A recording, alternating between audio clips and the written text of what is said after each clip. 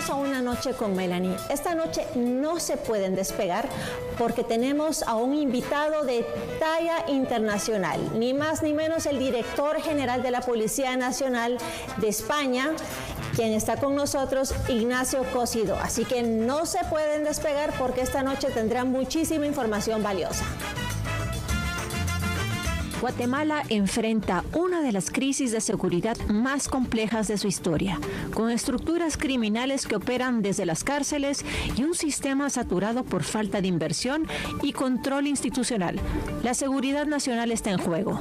Pero más allá de las prisiones, el verdadero desafío está en cómo articular la inteligencia policial, judicial y penitenciaria para contener el crimen organizado y evitar que las cárceles sigan funcionando como centros de operación criminal. Esta noche, en Una Noche con Melanie, analizaremos las lecciones que puede ofrecer la experiencia internacional de la mano de un invitado de talla global, Ignacio Cosido, exdirector general de la Policía Nacional de España. Durante su gestión, España fortaleció sus cuerpos policiales, profesionalizó la inteligencia operativa y avanzó en la coordinación entre instituciones claves del Estado. Ignacio, bienvenido a Una Noche con Melanie desde España. Es un honor tenerte con nosotros para conversar sobre cómo transformar el sistema de seguridad y justicia y sobre todo cómo evitar que nuestras cárceles sigan siendo el centro de operaciones del crimen y no su final. Bienvenido, Ignacio. Usted fue director general de la Policía Nacional de España. ¿Cuál fue el mayor desafío que enfrentó durante su gestión? Pues muy buenas noches, un placer estar en este programa y estar aquí, aunque sea virtualmente, en Guatemala. El principal desafío claramente fue el terrorismo. Estábamos en una etapa en la que el terrorismo de corte yihadista había golpeado varias capitales europeas, París, Londres, algunas ciudades de Alemania. Y teníamos el fenómeno de Daesh, que con toda esa acumulación de foreign fighters. Por tanto, nuestra máxima preocupación era que en España no pudiera haber un atentado terrorista a gran escala como los que estábamos viendo en otras ciudades europeas, ¿no? Nos centramos especialmente en esa amenaza. ¡Wow, qué fuerte! Nosotros ahora en Guatemala, las maras fueron declarados terroristas oficialmente, lo cual creo de que fue un gran paso. ¿Qué estrategias le permitieron fortalecer la confianza ciudadana española en la policía? Pues especialmente en temas tan sensibles que nosotros conocemos como aquí en Guatemala, que realmente ya no creemos en los policías. Bueno, partíamos de una ventaja, y es que en España la policía siempre ha gozado de una buena reputación pública, siempre ha tenido una buena imagen y la mayoría de las encuestas de opinión está valorada como una de las mejores instituciones que tiene el Estado, ¿no? Intentamos, por tanto, fortalecer, ¿no?, incrementar esa buena imagen que ya existía, y yo destacaría 3 medidas que pusimos en marcha bajo mi mandato. La primera fue una utilización muy intensiva de las redes sociales. Eso fuimos pioneros, ¿no? Wow. Cuando yo llegué a la Dirección General teníamos, por poner números, pero como unos 20.000 seguidores en Twitter, ahora X, ¿no? Y cuando yo dejé la Dirección General estábamos en 3 millones de seguidores, ¿no? Yo era la policía del mundo que tenía un mayor número de seguidores y además con mucha interacción. Realmente establecemos un canal que no solamente era de comunicación, sino que era un canal de colaboración, un canal de cooperación con los ciudadanos, ¿no? O sea, yo creo que esa fue una parte importante de nuestra estrategia de fortalecer esa buena imagen de la policía, ¿no? Cuando tú mencionas redes sociales, ¿ustedes tenían a un equipo de influencers que respondían a esos mensajes o era también parte del equipo policial? Teníamos un community manager, pero teníamos una unidad de comunicación muy potente, compuesta por buenos profesionales de la policía, pero que también eran expertos en comunicación, ¿no? Era un lenguaje muy directo y sobre todo era una referencia en términos de credibilidad. En Internet figura mucha información falsa y tener una cuenta en la que la información que se da es totalmente comprobada, totalmente veraz, esto a los ciudadanos les ayuda mucho. Por ejemplo, si había una amenaza terrorista, en ocasiones hay bulos que circulan por la red, sí, pero sabían que en la cuenta de la Policía Nacional iban a tener una información muy precisa de si realmente había un riesgo o no había un riesgo y cómo podían actuar, ¿no?, en caso de que existiera ese riesgo. Así que lo convertimos en un instrumento, insisto, en el que los ciudadanos nos daban también mucha información y teníamos que hacer una gestión de esta información porque era muy vital para poder desarrollar políticas de seguridad eficaces. Y me imagino de que también eso generó bastante cercanía con la población, o sea, estar simplemente a una plataforma de redes sociales y escribir algo y que le respondan, creo que eso fue algo que generó precisamente esa cercanía en la ciudadanía. Sí, indudablemente. Otro elemento importante para generar esa cercanía es lo que yo llamo un espíritu humanitario en la policía, ¿no? La policía claramente está para perseguir el delito y para luchar contra los delincuentes, pero también tiene una dimensión de asistencia pública, ¿no? Una dimensión de ayuda humanitaria. La policía en España es normalmente la primera que acude cuando hay una llamada de socorro, ¿no?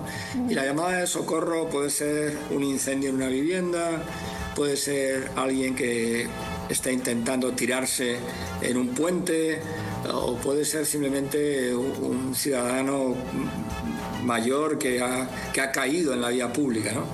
El primero en llegar es la policía y la actitud de la policía de ayudar, de socorrer, de prestar ese servicio humanitario, eso es muy reconocido también por la sociedad española, y son miles y miles de servicios a lo largo del año los que se producen, y lo que hicimos desde la dirección de la policía fue un reconocimiento muy especial a todos los policías que realizaban ese tipo de servicios, ¿no?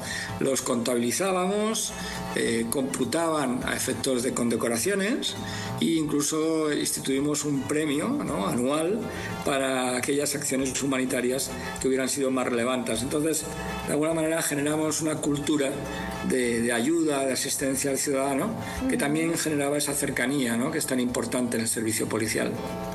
Interesante. ¿Y cuál sería para usted el rol ideal para buscar un Estado moderno que busca tener esa estabilidad y control territorial, hablando precisamente ya muy puntualmente sobre estos grupos terroristas? Tanto en los grupos terroristas como los grupos de crimen organizado, y España es un país que ha sido tradicionalmente un país muy de tránsito de la droga, tanto de narcóticos que venían de Latinoamérica como de el hachís que venía del norte de África, ¿no? En la lucha contra este tipo de delincuencia, yo creo que hay dos claves fundamentales, ¿no? La primera es utilizar una fuerza suficiente para garantizar la autoridad del Estado. Cuando la policía se ve sobrepasada, ¿no?, cuando hay territorios o zonas en los que la policía tiene dificultades para tener una presencia normal, cuando hay bandas, ya sean terroristas o ya sean de crimen organizado, que de alguna manera suplantan, ¿no?, al Estado en este territorio, pues ahí se produce una quiebra total de la seguridad. Por tanto, hay que mantener una presencia policial que sea proporcionada, pero que realmente ejerza esa autoridad del Estado y que no pierda el control, ¿no?, sobre el territorio. Bueno. Y en segundo lugar, es muy importante la inteligencia contra el crimen organizado, contra el terrorismo. No podemos luchar como igual que en otros fenómenos menos complejos de delincuencia, necesitamos tener mucha inteligencia, ¿no? Eso significa que la información es vital y significa también que tenemos que tener unidades de análisis que permitan transformar esa información en inteligencia, que conduzca a operaciones profundas, ¿no? Operaciones que golpeen realmente la cabeza de esas organizaciones terroristas o de narcotráfico, ¿no?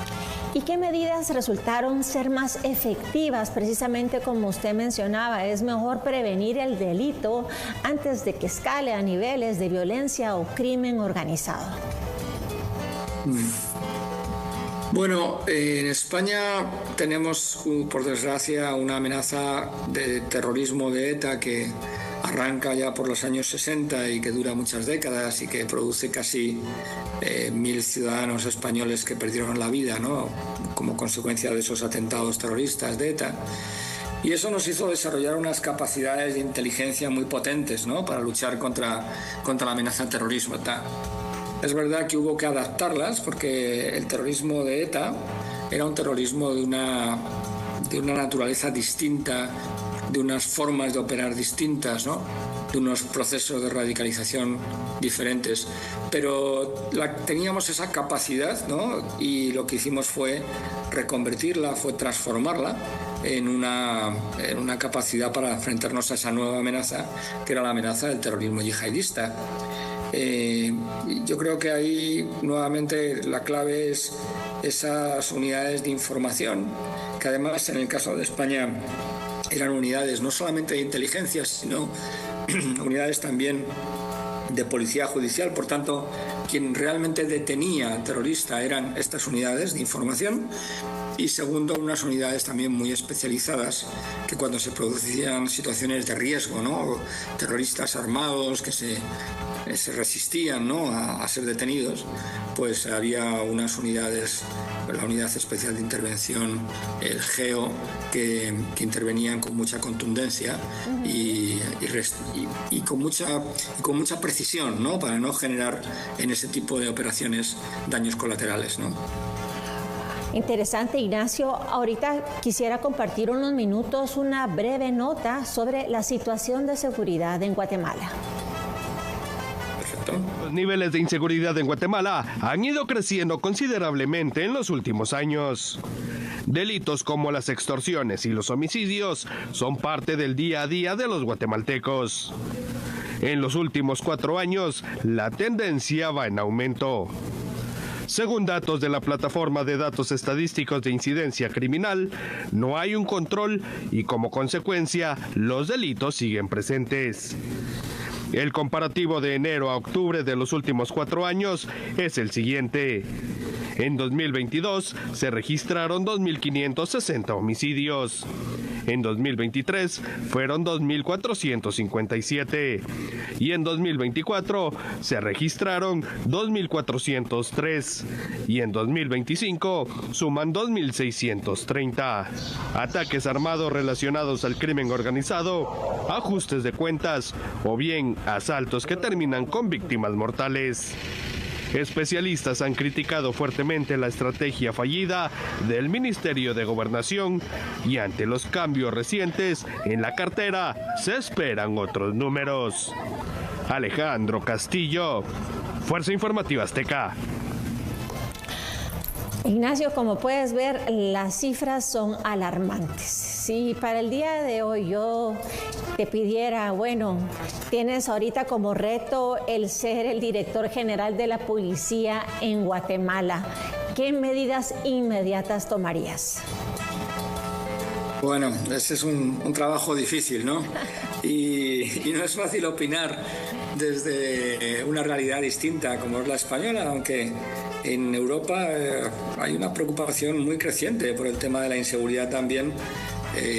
Hace poco leía informaciones sobre la situación en Bélgica, por ejemplo, y había quien se preguntaba si no estábamos ya en un narcoestado. Así que la situación del crimen organizado es una situación internacional, global, que precisamente requiere mucha cooperación entre nosotros para poderla hacer frente, ¿no?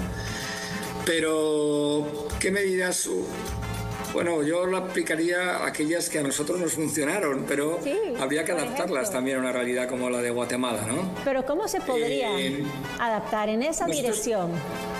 Sí, nosotros pusimos mucho énfasis en combatir el el corazón financiero de las organizaciones de crimen organizado. El crimen organizado tiene un fin que es el dinero, ¿no? Y por tanto, donde más daño le podemos hacer es cuando somos capaces de penetrar sus estructuras económicas, cuando somos capaces de incautar los bienes, cuando somos capaces de detectar el blanqueo de capitales y quitarles, ¿no?, todo el dinero que han obtenido como consecuencia de ese delito, ¿no? Y luego algo que es muy crítico también es lo comentaba Melanie al principio, la coordinación entre la parte penitenciaria, la acción policial y la acción de la justicia, ¿no? Si cualquiera de esos tres pilares nos falla, es imposible que, por muy eficaz que sea la policía, pueda tener resultados. Y de la misma manera, si la policía no funciona, pues no tendremos una justicia que sea capaz de poner a los malhechores entre rejas, ¿no? Porque tendrán formas de evadirlo, ¿no? Y insisto mucho también en recuperar esa autoridad del Estado, ¿no? Si el crimen organizado tiene una sensación de poder en el que hace frente, en el que incluso se puede permitir corromper, ¿no?, de manera ya muy intensa, tanto las estructuras policiales como las judiciales, pues estamos también perdiendo la batalla, ¿no? No hay forma de hacerle frente si estas unidades, estas organizaciones penetran el Estado y a través de la corrupción consiguen doblegar, ¿no?, a la capacidad que tiene el Estado para defenderse a sí mismo y para defender los derechos, las libertades y la seguridad de los ciudadanos. Por ejemplo, Ignacio, si tú en España aprendes a algún terrorista, como en Guatemala ahorita nosotros las maras, antes, hasta ahorita se hizo ese cambio en ley, podían pedir medidas sustitutivas. Eso también se podía hacer, por ejemplo, cuando ustedes agarraban a alguien de la ETA, de que él pudiera promover una medida sustitutiva y retrasar la justicia, ¿o no existe? No, en España hubo una actuación de los jueces, de los fiscales de mucha contundencia contra el terrorismo. Fantástico. Pagaron también su precio, porque entre las víctimas del terrorismo de ETA hubo algunos fiscales y algunos jueces, pero fue una actuación muy valiente y muy rigurosa, ¿no?, fundamentada en el estricto cumplimiento del Estado de Derecho.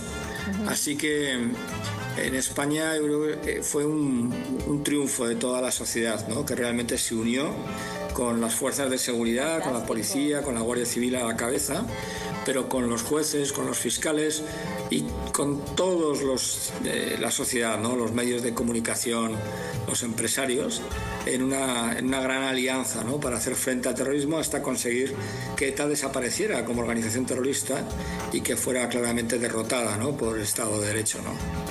Sí es importante también mencionar, si me permites, que en nuestra experiencia en la lucha contra ETA no caben atajos al Estado de Derecho. Hubo un momento en que los gobiernos de Aznar no solamente combatíamos a ETA deteniendo a los pistoleros, ¿no?, a los que mataban, sino atacamos todo el entramado de estructuras sociales, políticas, mediáticas, económicas que sustentaban al terrorismo, ¿no?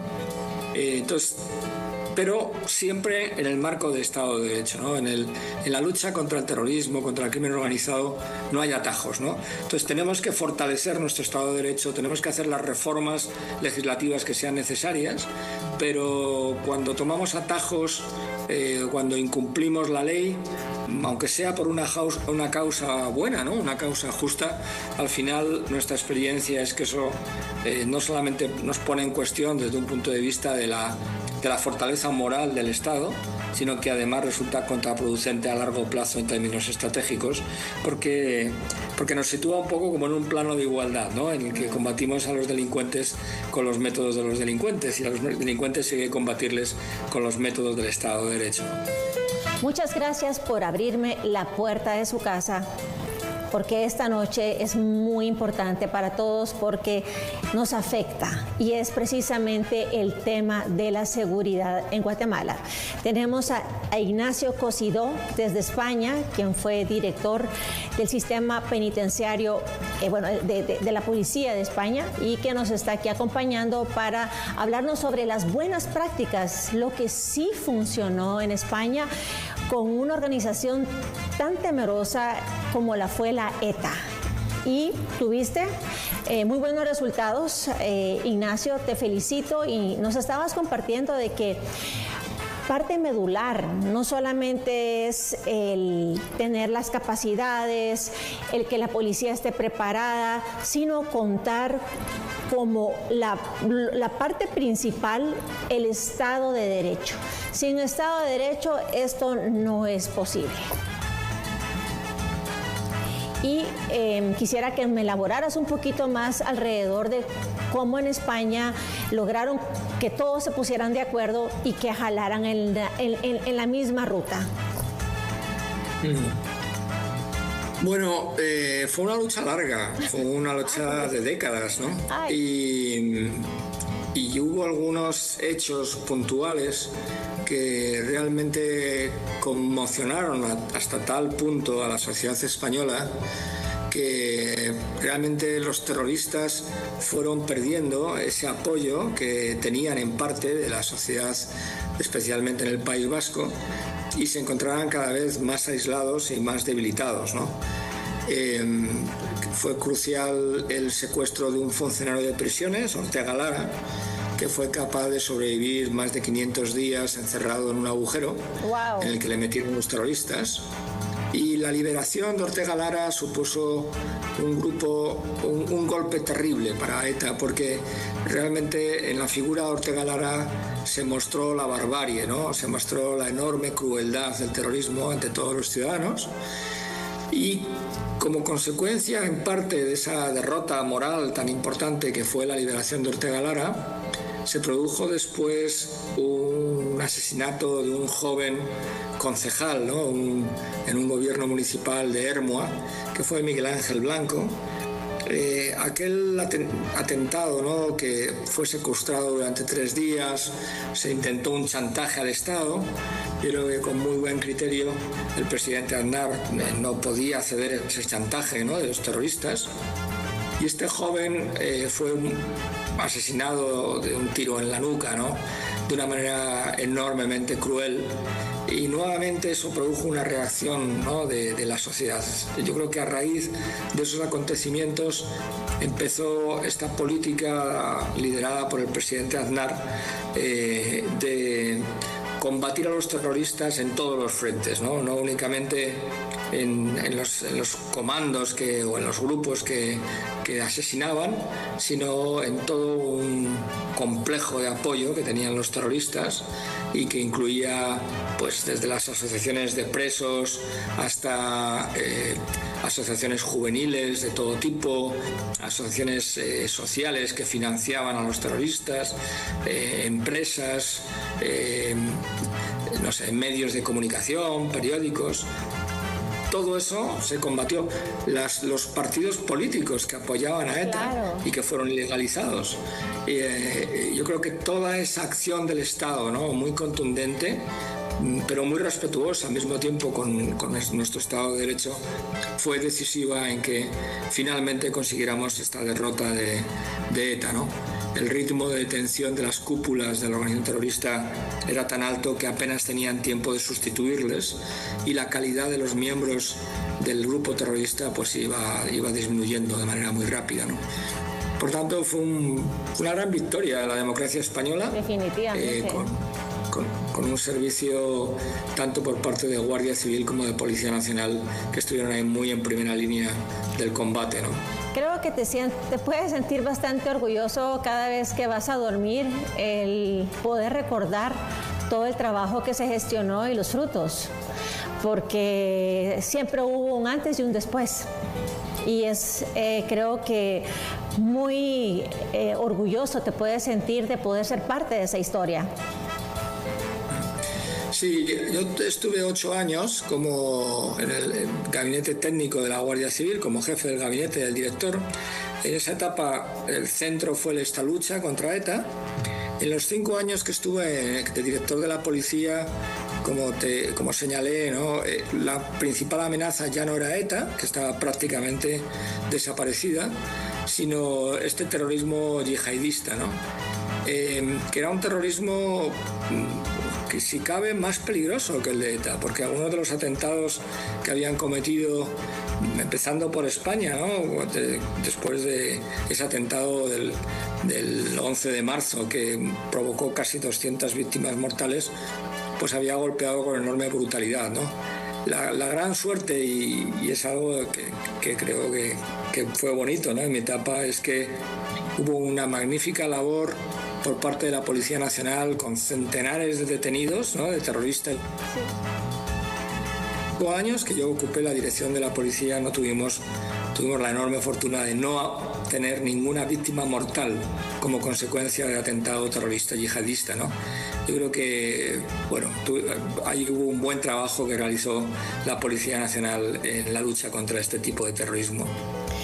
¿Y qué mecanismos de control interno se implementaron para precisamente prevenir esa corrupción dentro de la institución? Porque un tema es llevarlo y otro es mantenerlo. Sí, nuevamente teníamos la gran fortuna, tanto en Guardia Civil como en la Policía Nacional, que realmente hay una cultura de cuerpo, ¿no? que hace difícil. Hace difícil la pequeña corrupción. Es verdad que las bandas de crimen organizado, especialmente el narcotráfico, manejan tal cantidad de dinero que tienen una enorme capacidad para intentar corromper a funcionarios, ¿no? Y hemos tenido casos, pero en general en España yo diría que la inmensa mayoría de los funcionarios son realmente insobornables. Pero hay una minoría que se les puede, o que hemos tenido casos, lamentablemente, que hay que luchar contra ese fenómeno, ¿no? Bueno, básicamente 2 cosas. Una es, creamos un código ético dentro de la Policía Nacional, lo tenemos puesto en todas las comisarías de policía de España, con un compromiso muy firme, ¿no? En un comportamiento que realmente sea modélico en el servicio a los ciudadanos y que excluya cualquier tipo de corrupción, o incluso yo diría de mala práctica, no solamente de corrupción, sino de mala práctica, ¿no? Y eso se enseña en las escuelas de policía, se enseña en todas las unidades y forma parte un poco de esa cultura corporativa, ¿no? Y lo segundo, es imprescindible tener también unidades de asuntos internos, las llamamos aquí en España, ¿no? Unidades que investigan a aquellos cuerpos, a aquellos policías que puedan haber incurrido en prácticas corruptas, ¿no? Tener unidades potentes, muy profesionales, para luchar contra la corrupción interna me parece que es básico y fundamental. Y tenemos que ser muy contundentes, ¿no? No puede haber ningún tipo de corporativismo malentendido, sino que cuando realmente hay una corrupción hay que ser implacable, ¿no? En la lucha contra ese fenómeno, ¿no? En España los policías tienen unos salarios dignos que les da las capacidades como para poder tener una familia y vivir bien. ¿Existe la carrera para ellos, posibilidades de crecimiento, incentivos? Bueno, esto es un debate siempre, ¿no? Porque es verdad que tienen un salario que para la función pública española pues está bien, pero si consideramos la labor que realiza la policía, pues yo creo que nunca están bien pagados, ¿no? Siempre yo creo que merecen más de lo que podemos darles. Pero es verdad que tener un salario digno es también muy importante en la lucha contra la corrupción. Cuando uno no puede llevar una vida digna con su familia, pues es mucho más vulnerable, es mucho más fácil que pueda caer bajo las redes, ¿no?, de la corrupción, que además tiene una enorme habilidad, ¿no?, para tratar de buscar los puntos vulnerables, para buscar cómo conseguir, ¿no?, que un funcionario de policía mire para otro lado o en su caso incluso pueda colaborar con la organización criminal, ¿no? Así es, Ignacio, siempre se buscan donde están las fracturas como para poder infiltrarse. Eso es la especialidad de ellos. Ahorita, pues, como sabes, el tiempo vuela en Una Noche con Melanie. Tenemos que ir a un pequeño corte, pero usted, por favor, no se mueva porque Una Noche con Melanie está sumamente interesante.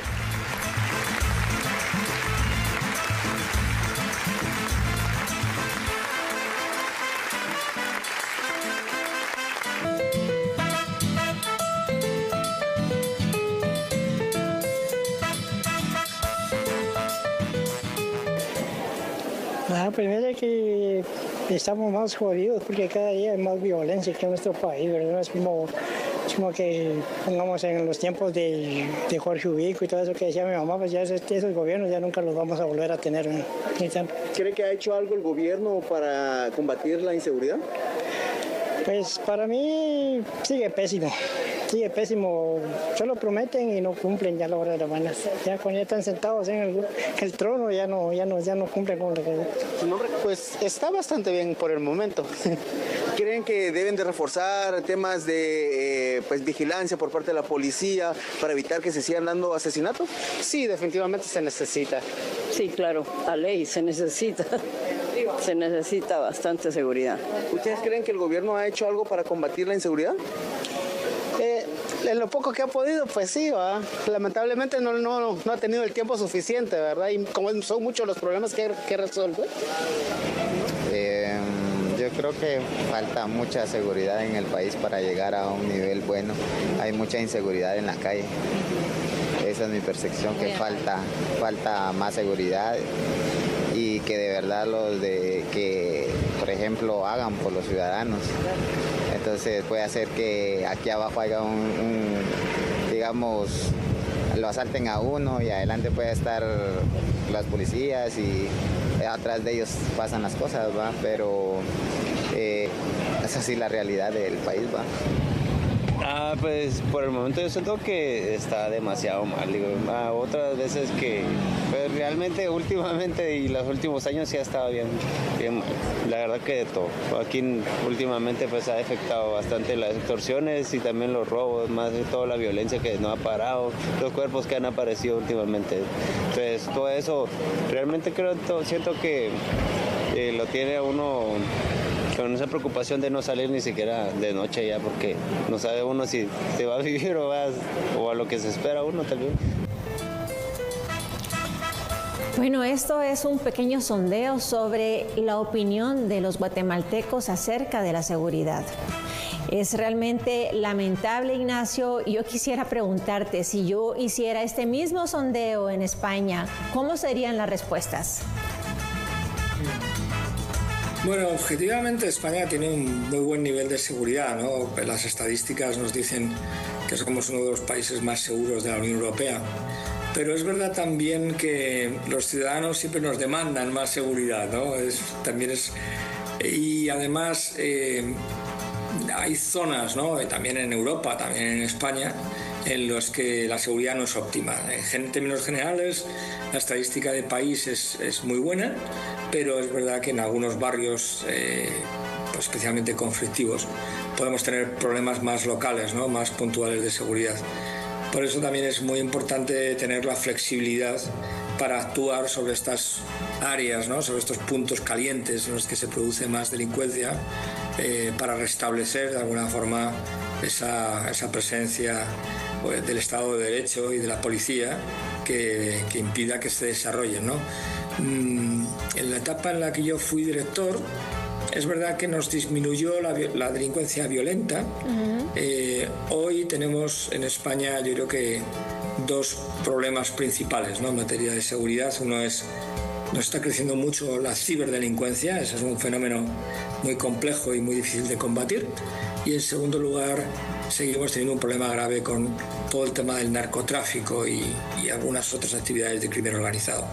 Pero es verdad que la escala no es comparable a la de Guatemala, por las cifras que tenemos de asesinatos y de hechos violentos. En España, afortunadamente, estamos en una situación, pues yo creo que casi óptima, ¿no? en términos de seguridad ciudadana.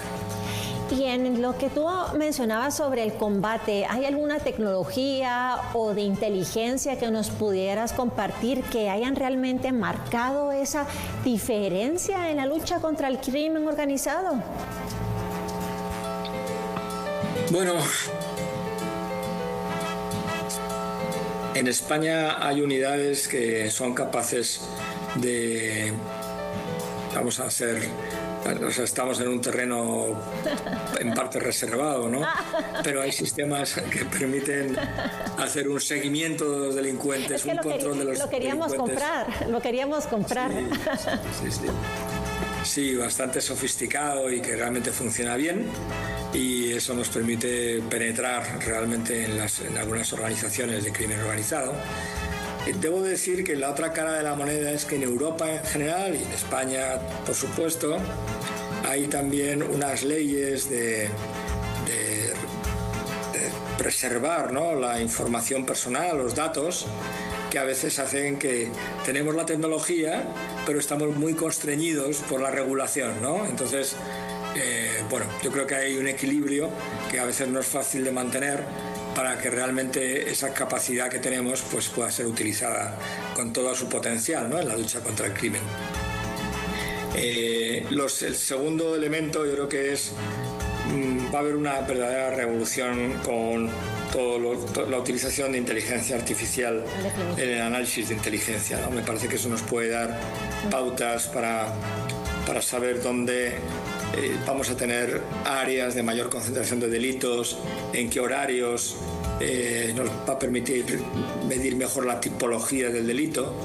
Entonces, nuevamente, siendo muy escrupulosos en el manejo de los datos personales que no se pueden utilizar, pero como tendencias generales creo que ahí vamos a tener un salto cualitativo. En mi etapa había sistemas de inteligencia potentes, pero yo creo que ahora vamos a dar un salto con la inteligencia artificial que nos va a permitir ser mucho más eficaces, ¿no? Pues suena muy prometedor y la verdad es una gran esperanza para la situación que actualmente vivimos en Guatemala. En Una Noche con Melanie tenemos la tómbola y ahora van a hacer preguntas sobre, según el color de la pelota que nos salga, es la pregunta que te haré.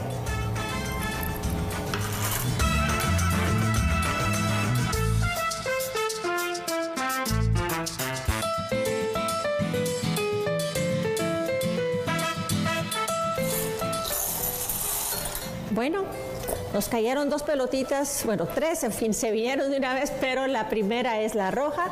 Así que vamos a hacerte una pregunta sobre lo que es tu vida personal. ¿Crees en el amor a primera vista? Bueno, yo lo que puedo decir es que me casé con mi primera novia, ¿no? O sea, que prácticamente, o sea que creo mucho en el amor, creo mucho en el matrimonio, creo mucho en la familia. Llevamos ya casi 30 años casados y creo que no he hecho nada más importante en mi vida o nada más acertado en mi vida que casarme con mi mujer. Así que sí, porque fue un amor, fue mi primer amor, mi primer gran amor, y la convertí en mi esposa. Dado todos los años que llevas de casado, ¿qué significa o qué importancia tiene el perdón en una relación? Pues es muy tradicional en España, por lo menos, en las ceremonias de la boda, ¿no?, que cuando se hacen en la iglesia, leer esa carta tan bonita de San Pablo sobre el amor, ¿no? Y lo que dice San Pablo es que el amor perdona sin límites, ¿no? Me parece que es un pilar importante dentro de lo que del concepto de amor, la capacidad para perdonar, porque la convivencia siempre es complicada, siempre surgen fricciones, siempre surgen dificultades. Tener esa capacidad para perdonar, yo creo que es una de las grandezas, ¿no?, que tiene el amor. Y por lo que pude también percibir acerca de ti durante toda la entrevista fue también la importancia para ti de humanizar a la policía. Y también hablabas de la ética y darles valores. Así que considero de que para ti eso ha sido algo que no solamente lo has ejercido dentro de tu casa, sino que lo has llevado también a tu lugar de trabajo.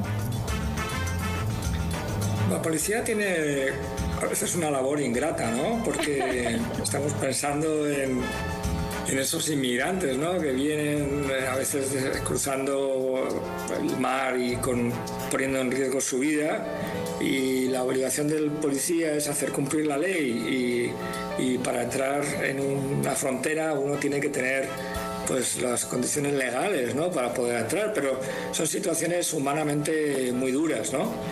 Entonces hace falta una gran fortaleza moral, que afortunadamente creo que la gran mayoría de los policías en España la tienen, para enfrentarse a situaciones que no son fáciles, ¿no? Pero haciendo cumplir la ley, yo creo que se puede hacer cumplir la ley con humanidad, ¿no? O sea, así lo mencionabas. Mucho respeto a la dignidad de todas las personas, incluyendo la dignidad de los delincuentes, ¿no? Es decir, son personas, tienen su dignidad. Hay que actuar con contundencia, hay que actuar con estricto cumplimiento de la ley, pero al mismo tiempo estamos obligados también a respetar esa dignidad que tenemos todas las personas, ¿no? Muchísimas gracias, Ignacio. Quisiéramos, pues ahorita nos queda un minuto nada más, el tiempo voló, para que por favor tú nos dieras algún mensaje de buenas prácticas, un mensaje inspirador, algo que nos pueda dar como una guía a la situación que actualmente tenemos sobre la seguridad en Guatemala. Bueno, yo dirijo ahora un instituto en la universidad que se dedica a estudiar el bien común, ¿no? Yo le diría que no hay posibilidad ninguna de generar bien común en una sociedad si nos falla la seguridad. Si no nos sentimos seguros en nuestras casas, no nos sentimos seguros en nuestras calles, todo lo demás, ¿no?, que tiene que ver con el bien común, con la prosperidad de la sociedad, con la justicia, con la solidaridad, no va a ser posible, ¿no? Por tanto, creo que la primera obligación que tiene todo gobernante es garantizar la seguridad, garantizarla con respeto a la ley y garantizarla con respeto a la dignidad de todos. Pero hacer que los ciudadanos se sientan seguros me parece que es el requisito principal. Qué bonito mensaje, muchísimas gracias por el poder acompañarnos. Ahorita ya es bien noche en España, así que gracias por cedernos este espacio. A todos los televidentes que estuvieron atentos toda la noche en poder ver Una Noche con Melanie, gracias, gracias, gracias por estar con nosotros. Los espero el próximo miércoles, siempre a las 10:45 por TV Azteca Guate, el mejor canal, y siempre cierro así. Muchísimas gracias a todo el equipo de producción de TV Azteca, son los mejores. Feliz noche a todos.